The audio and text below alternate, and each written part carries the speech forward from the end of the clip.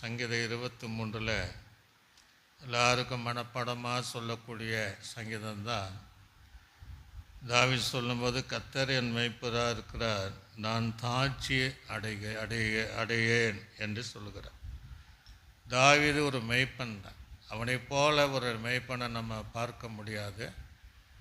ஆனாலும் அவன் மேய்ப்பனாக இருந்தாலும் தனக்கு மேலாக ஒரு மேய்ப்பன் இருக்கிறார், பிரதான மேய்ப்பனாக இருக்கிறார் என்பதை அறிந்து, அவர்தான் எனக்கு மேய்ப்பன், அவர்தான் கர்த்தர், அவர்தான் தேவனாகிய கர்த்தர் என்பதை அறிந்து, கர்த்தர் என் மேய்ப்பராக இருக்கிறார், ஆனால் ஒரு காலம் நான் தாழ்ச்சி அடையேன் என்று அவன் சொல்லுகிறார்.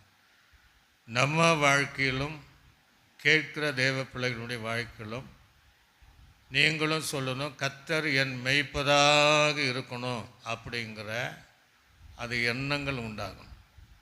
கர்த்தர் உங்களுக்கு மேய்ப்பராக இருந்தால் தாழ்ச்சியே உங்களுக்கு வராது, அல்லது குறைவுகளே வராது, இல்லை என்கிற அனுபவங்கள் வராது, வெற்றிடம் வராது.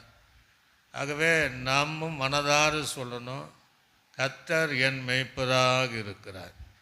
அது இருந்து என்ன சொல்ல அடுத்த வசனம், அவர் என்னை புல்லுள்ள இடங்களிலே மேய்த்து, புல் இல்லாத இடங்கள் அல்ல, பசுமையான இடங்களிலே, செழிப்பான இடங்களிலே, அல்லது சத்தியம் நிறைந்த இடங்களிலே, ஆசீர்வாதமான இடங்களிலே கர்த்தர் என்னை புல்லிடங்களை மேய்த்து அமர்ந்த தண்ணீர் அண்டிலே, கலக்கம் நிறைந்த தண்ணீர் அல்ல, அல்லது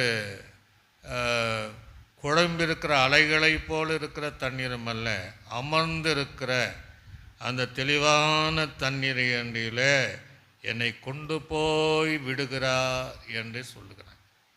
தேவப்பிள்ளை ஆகிய நீங்கள் உங்களையும் தேவன் அவ்விதமாய் நடத்த அவர் வாஞ்சிக்கிறார். உங்களை நல்ல மேய்ச்சலுள்ள இடங்களிலே மேய்த்து அமர்ந்த தண்ணீர் என்று நடத்துவதற்கு அந்த கர்த்தர் உங்களுக்கு மேய்ப்பராய் இருக்கும் விரும்பும்போது நீங்களும் சொல்லணும், கர்த்தர் என் மேய்ப்பராய் இருக்கிறார், நான் தாழ்ச்சி அடையேன் என்கிற அந்த அனுபவங்கள் இருந்தால் இன்றையிலிருந்து உங்கள் வாழ்க்கையில் ஒரு குறை இல்லாமல் தேவன் உங்களை நடத்துவார். நல்ல ஆண்டவரே, நன்றி செலுத்துகிறோம்.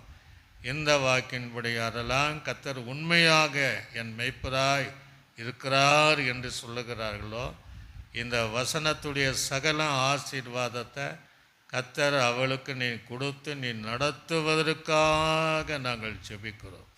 இயேசுவின் நாமத்தில் ஜெபிக்கிறோம்.